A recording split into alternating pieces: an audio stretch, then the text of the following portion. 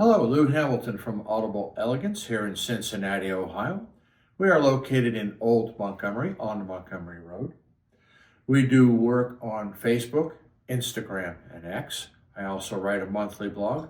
I encourage you to read this month's. It's important for some really good people. And I sometimes get into what's happening this season sort of thing. And now that we're well into winter and into the use of heating in your home. Heating, as you know, dries everything out. And that includes your speaker cabinets. And this happens every year. Some people have never done it at all, so there's another process going on called compression. And what we're talking about is whether the drivers on your speakers are firmly attached to the cabinet.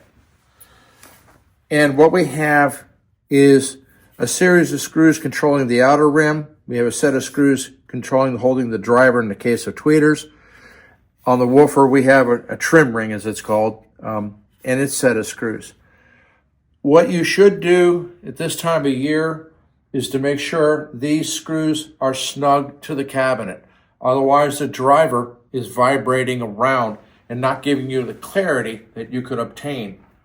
Now, very rarely do I touch the inner ring on tweeters because they're usually metal to metal and very tight, or it may be a plastic bezel, but again, very tight to the metals, and there's no shrinkage going on there at all. The outer ring, however, can have a little bit of shrinkage.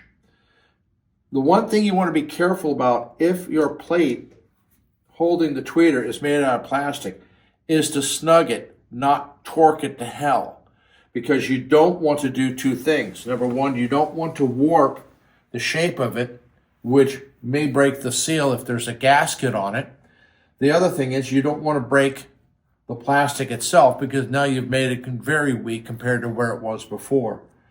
Oftentimes the ones on woofers are metal, so the risk of compression, misshaping the basket, or you're disrupting the foam or gasket material is probably very nominal. But it's not uncommon for you to get at least a 16-inch of return. If they're really old speakers and you've never done it before, you might get as much as one full revolution, either on an Allen wrench or on a Phillips head screwdriver. I don't know of anybody who uses flatheads, so don't worry about pulling that out of your toolbox. And it happens to all speakers. Now, there are a couple other little variations on it that make it kind of difficult. Some speakers, in order to give a flush look, will actually rubber cement down a rubber surround over the metal frame itself to provide either both diffusion or to dress it so that you don't see the screws. You might be able to lift that up. In some cases, you actually have to remove them. I'm not real fond of having to remove them, but if you can get to it and tighten those screws up, you'll be surprised. This also happens with subwoofers because they can vibrate around as well. There's a lot of activity going on there. Okay. Now, you may have speakers that have essentially metal grills that are attached to around them, making access to the drivers very difficult. To be honest and sincere, don't attempt to remove the grills unless they're very easy.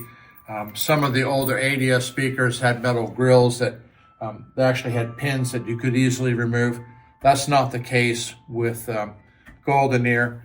Also with certain models like Martin Logan,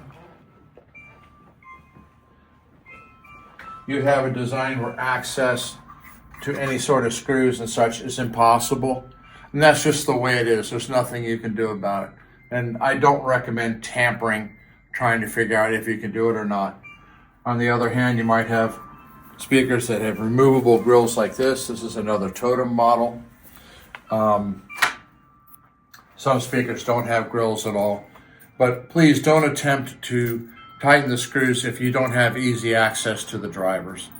I don't want you to make a costly mistake. I'm not recommending that. But if you can, do it. Thank you.